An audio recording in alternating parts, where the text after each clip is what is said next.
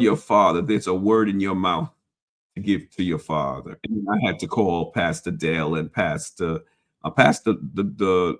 Michelle and Pastor Dale in Florida. And the Lord said, I have a word for these three. So, Mom, I took a shower. I said, okay, I'm going to go sit down and go to sleep. Lord, I'll call him tomorrow. I could not sleep for hours until I listened to what the Lord said. So I got on the phone and I called my father and I said, Daddy, this is your son. Please call me when you're going to call me tomorrow. Daddy drove to New York and I called the other two and then I fell asleep right after that. Daddy came the next day and I said, Dad, this is your son. The Lord gave me a word for you. And all I remember saying, I don't remember everything, but what I said to him was, I said, the Lord said to me, he allowed that situation to happen for you to get your attention because there's still a word in your mouth. And I shared with him, I said, God is just using the vessel to give you the word. And I said to Daddy, I said some other things to him. I don't remember everything, but the Lord gave it to me so heavily.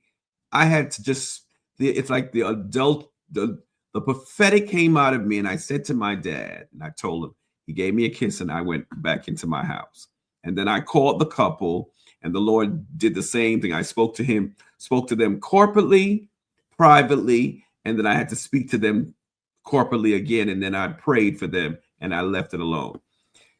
My father called me a month after this happened. I'm home chilling. He says, he called me my name, Everett. Everett, I need to talk to you. I said, what's up, Dad? He said, remember the word you gave me in the car a couple of months ago? A month ago? I said, yes.